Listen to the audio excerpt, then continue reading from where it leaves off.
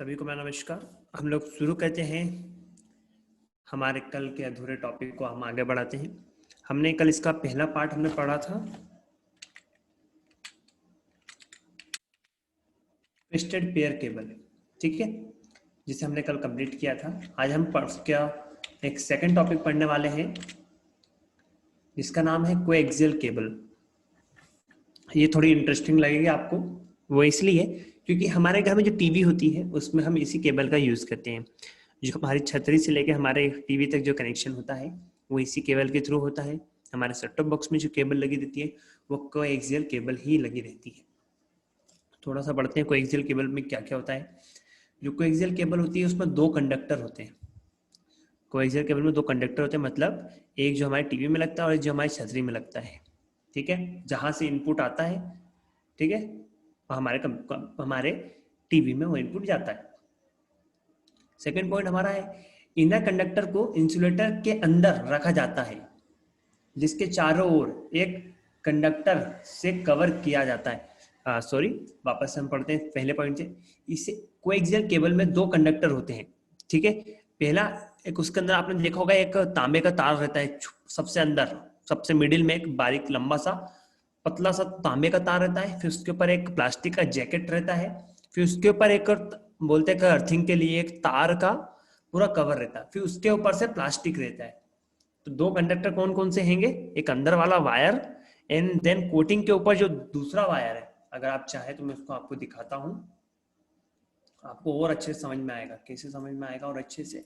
वो इस प्रकार समझ में आएगा। देखिए यहाँ पर, ठीक है, दिख रही होगी मेरी इसका आपसे आपको स्क्रीन। हाँ, सबसे पहला जो कंडक्टर है वो ये है, ठीक है। फिर दूसरा उसके ऊपर एक वाली कोटिंग आती है। तीसरा उसके ऊपर एक और कोटिंग होती है जिसको हम अर्थिंग भी बोलते हैं कभी कभार हमारी घर की भाषा में। और फिर उसके बाद ऊपर एक ये जैकेट चलता है, ठीक है। तो यही है हमारा कोएक्सियल केबल जो हम हमारे घरों में यूज करते हैं, ठीक है। समझ में आई वाली चीज?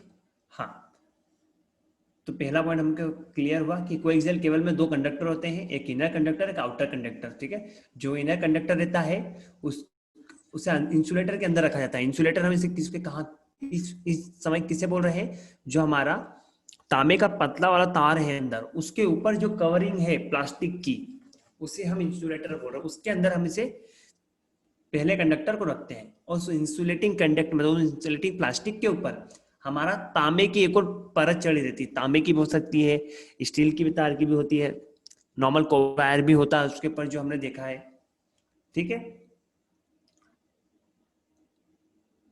एक इंसुलेट प्रोटेक्टिव कोटिंग जिसे जैकेट कहा जाता है, एक इंसुलेट जिसे प्रोटेक्टिव जैकेट कहा जाता है, वो हमारे सिंपल सा है कि उसे हम ऊपर से जो कवर करते हैं, जो प्लास्टिक का हम कवर लगाते हैं, हम उसे जैकेट भी कहते हैं। जो बाहरी कंडक्टर को कवर करता है, जो सबसे ऊपर हम प्लास्टिक का जैकेट लगाते हैं ब्लैक कलर का, हमने देखा होगा ब्लैक व्हाइट कलर का, वो हमारा जो सबसे ऊपर का कंडक्टर है ना, उसे प्रोटेक्ट करने के लिए हम लगाते हैं। बाहर उसके अगला पॉइंट क्या है? बाहरी शील्ड बाहरी इलेक्ट्रिकल सिग्नलों के आंतरिक कंडक्टर की सुरक्षा करता है। क्या होता है कि जो विद्युत तरंगे होती हैं, ठीक है, इलेक्ट्रोमैग्नेटिक वेव्स होती हैं, वो हमारे सिग्नल्स को जैसे सिग्नल्स आते हैं वैसे पूरा पोषण नहीं देती है। कभी कभार होता है कि हमको लगता है हमारे टीवी में मच्छर आ रहे हैं, कभी कुछ प्रॉब्लम्स आती हैं, कभी प्रॉपर सिग्नल्स नहीं आते। वो सभी कभी कभार किसके कारण होता है? जब आपकी केबल ना बीच से खराब हो जाती है। आपने देखा होगा कभी कभार आपके बीच में केबल खराब हो जाती है, टूट जाती है, तो आप उस पर नॉर्मल जोड़ के चलाते हो तो वो पहले जैसे नहीं चलते। जैसे पहले हमारी टीवी अच्छे से चलती थी ना, अभी वो उस तरह से नहीं चलती है, ठीक है। ये सब उसी कारण, अगर हमारी केबल पूरी सही है तो हमारा सिग्नल्स पूरे अच्छे से आते हैं। बीच में कहीं खराब हो जाए, टूट जाए, हमको उसको काट के जोड़ के फिर बनाने की कोशिश करते हैं, तो हमें उस तरह से सिग्नल्स नहीं देते हैं जैसे वो हमें पहले देते थे, ठीक है। नेक्स्ट पॉइंट, कोएक्सियल केबल को केबल टीवी और इथरनेट के लिए उपयोग किया जाता है। हमने बात पहले कर ली थी कि ये वाली जो केबल होती है वो हमारे खासकर हमारे घरों की टीवियों के लिए इथरनेट के रूप में यूज करते हैं हम।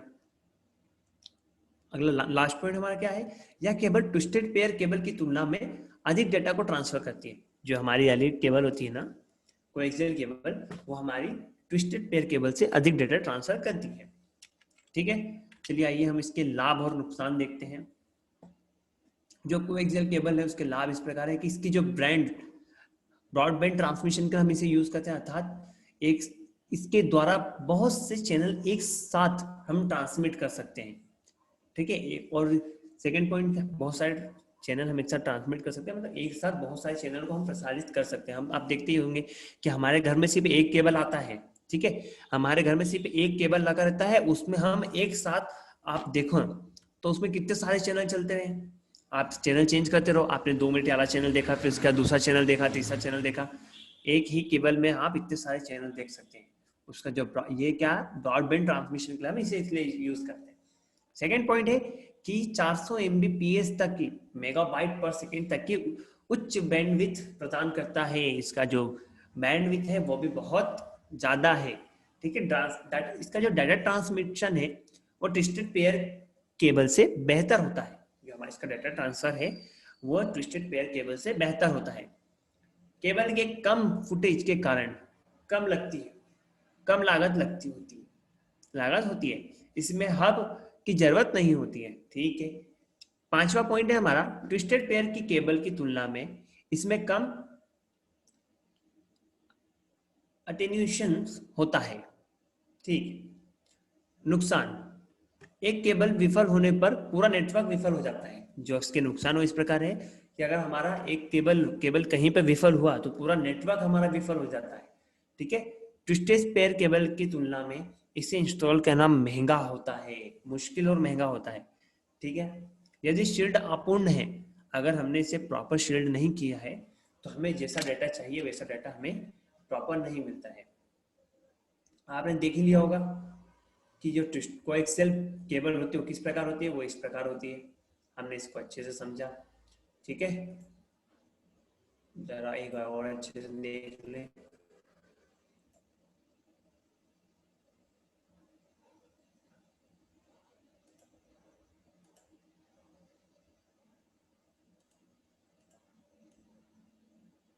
ये हमारा सबसे आउटर जैकेट होता है, फिर ये सेकेंड इंसुलेटर होता है। ठीक है, फिर इसके ऊपर एक इंसुलेटिंग के लिए हम लगाते हैं, फिर उसके अंदर हमारा ये वायर होता है जो हमारा मेन काम करता है। ठीक है, एक कंडक्टर के ऊपर दूसरा इंसुलेटिंग, फिर दूसरे कंडक्टर के ऊपर ये तीसरा इंसुलेटिंग। हम दो कंडक्टर के ऊपर 2 इंसुलेटर हम लगाते हैं। ठीक है, इतना समझ में आया आप सभी को अच्छे से? ध्यान से समझिएगा, जहां कुछ भी दिक्कत आए आप वीडियो के डिस्क्रिप्शन में या साथ में मैं हमेशा एक लिंक शेयर करता हूं, आप उसमें अपना क्वेश्चन मुझे लिख के भेज सकते हैं। हो सकता है मैं कोई टॉपिक तेज जल्दी जल्दी पढ़ा देता हूं, तो आप मुझे वहां बता सकते हैं कि सर ज्यादा टॉपिक समझ में नहीं आया, वापस रिपीट कर दीजिए। आप सभी को पता होगा कि जो नया एजुकेशन सिस्टम आया उस हिसाब से आपकी एग्जाम कैसे होगी, तो ये ध्यान रखिएगा। 70 नंबर आपको किस बेसिस पे मिलने वाला है, तो अच्छे से पढ़िए। कुछ डाउट है पूछिए, मैं आपके हर एक डाउट के लिए नया एक वीडियो बना दूंगा। मतलब हर एक डाउट के लिए एक वीडियो आपको अच्छा व्यवस्थित आपके लिए पर्सनली बना के आपको ग्रुप में भेज दूंगा, जो कि सबके काम आएंगे और आपके लिए ही रहेगा वो। ठीक है, ठीक है, चलिए हम नेक्स्ट बात करते हैं, fibre optical cable. Fibre optical cable ये कोएक्सियल केबल के समान है। यह डेटा ट्रांसमिशन करने के लिए एक इलेक्ट्रिकल सिग्नल का उपयोग करता है। केंद्र में कांच के माध्यम से लाइट प्रोपोगेट होता है। आपने प्रकाश का परावर्तन पढ़ा होगा। ठीक है, उसी का कंसेप्ट हम यहाँ यूज करते हैं। फाइबर ऑप्टिकल केबल आपने पढ़ा होगा, 10th में भी हमारे साथ हमारे किताब में था। ठीक है, मल्टी मोड फाइबर में कोर में 50 माइक्रोन का होता है। सिंगल मोड फाइबर में इसकी 8 से 10 माइक्रोन तक होती है। फाइबर ऑप्टिकल ये जो 8 से 10 माइक्रोन ये साइज है, हमारी केबल के अंदर के पार्ट्स का साइज है। ठीक है, ये याद रखिएगा। फाइबर ऑप्टिकल केबल में कोर ग्लास कांच का होता है, कोल्डिंग आवरण से घिरा होता है। ठीक है, जिसका कोर की तुलना अपवर्तन इंडेक्स कम होता है, जो लाइट को कोर में रखता है। क्लेडिंग की सुरक्षा के लिए इसे एक पतले प्लास्टिक जैकेट के साथ कवर किया जाता है। फाइबर को बाहरी शील्ड के अंदर बंडलों में एक साथ संग्रहित ग्रुप किया जाता है। इसको और अच्छे समझने के लिए हम एक फोटो देखते हैं, उस फोटो में हमें पूरा समझ में आएगा। देखिए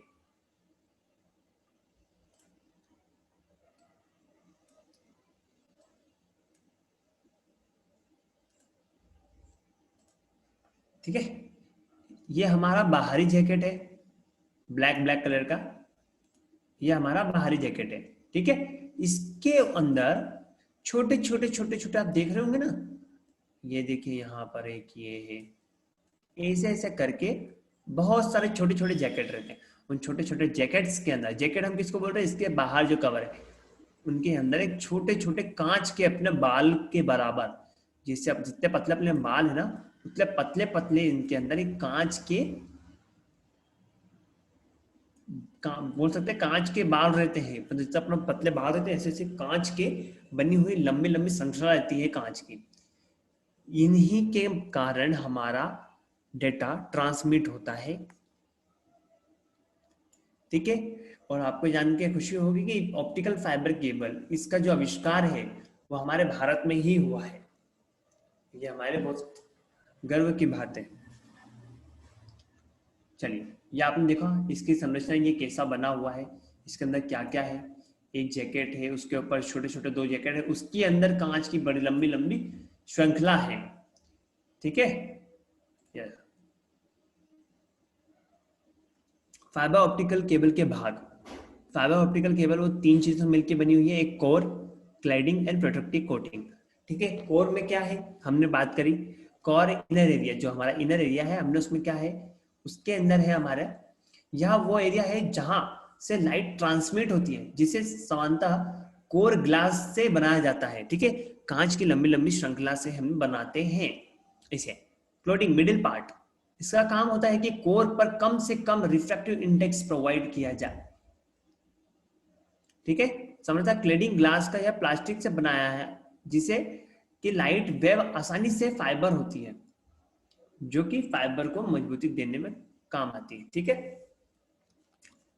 हाँ। थर्ड है हमारा प्रोटेक्टिव कोटिंग। जो हमारा आउटर लेयर होता है प्रोटेक्टिव कोटिंग, ये हमारे जो फाइबर ऑप्टिकल केबल है इसके आउटर में लगाई जाती है, जिससे क्या होता है कि हमारे केबल को कोई नुकसान ना हो। उसके अंदर एक और कोटिंग होती है, उसके अंदर छोटे छोटे कोर होते हैं। ठीक है, प्रकाश का परावर्तन में आपने इसे देखा होगा। ठीक है, फाइबर ऑप्टिकल केबल से संबंधित महत्वपूर्ण बिंदु क्या क्या है, इसमें कांच या कांच जैसे पदार्थ से पतले रेशे होते हैं। हाँ, रेशे, वो शब्द नहीं आ रहा था मुझे, रेशे, जो लाइट को सोर्स के एक सिरे से डिटेक्ट करके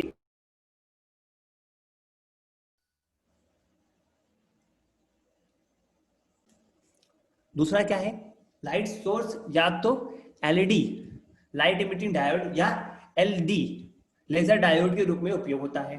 ठीक है, फ्रीक्वेंसी मॉड्यूलेशन तकनीक का उपयोग करते हुए लाइट पर मॉड्यूलेट डाटा ट्रांसमिट होता है। हमारे डेटा को हम मॉड्यूलेट करके ऑप्टिकल फाइबर केबल से भेजते हैं। आपको ये पता होना चाहिए कि हमारे वो हम जो इंटरनेट आज चला रहे हैं, ये सब ऑप्टिकल फाइबर की देन है। जो इतना तेज स्पीड वाला इंटरनेट जो है, वो सभी हमें किसकी देन है, ऑप्टिकल फाइबर केबल की है। जो 4G नेटवर्क है, जो 5G नेटवर्क आ रहा है, ये सभी देन है ऑप्टिकल फाइबर केबल की। ठीक है, बैंडविड्थ बहुत अधिक होती है। एलईडी के लिए 20 से 150 और MPBS, और एलडी के लिए, लाइट डायोड के लिए, लेजर डायोड के लिए उससे भी अधिक होती है। इसके लाभ और ये हानियां कुछ क्या क्या है जरा पढ़ लेते हैं। इसकी ट्रांसमिशन रेट अधिक होती है, तांबे के तार से छोटा और हल्का होता है, तांबे के तार की तुलना में लंबी दूरी तक डेटा ट्रांसफर होता है। लाभ मैंने नीचे से पढ़ दिए, कोई दिक्कत नहीं। सुरक्षित ट्रांसमिशन की गारंटी, केबल को टैपिंग नहीं कर सकते हैं। ठीक है, ये इसके फायदे हैं। इसे ब्रॉडबैंड ट्रांसमिशन के लिए इस्तेमाल किया जा सकता है, जहां कई चैनल समांतर रूप से नियंत्रित के, मतलब जैसे कोएक्सियल केबल को हम यूज करते हैं, वैसे हम ऑप्टिकल फाइबर केबल को भी यूज कर सकते हैं। ठीक है, ये इसके लाभ है। इसके हानि क्या क्या है, इसे इंस्टॉल करना मुश्किल होता है, ये बड़ी बड़ी केबल्स होती हैं जिसे हम समुद्रों के बीचों में भी दो देशों को कनेक्ट, दो देशों को जोड़ने के लिए, दो दूसरे देशों को इंटरनेट एक दूसरे को प्रदान करने के लिए, एक दूसरे से डाटा लेने के लिए हम इसे समुद्रों के बीच में बिछाते हैं। ठीक है, दो देशों के बीच में पानी ही है लगभग हर जगह, आपने देखा होगा। तो उसके बाद दो फाइबर या फाइबर को लाइट सोर्स से कनेक्ट करना एक कठिन प्रक्रिया है। ठीक है, लाइट, दो फाइबर या फाइबर को लाइट सोर्स से कनेक्ट करना कठिन है। लाइट रिवर्स फेज से बाहर तक पहुंच सकता है। अगर हमने लाइट रिवर्स फेज से डाला तो वो वापस सोर्स तक पहुंच जाएगा। ये कुछ फायदे हैं और कुछ नुकसान है हमारे ऑप्टिकल फाइबर केबल के।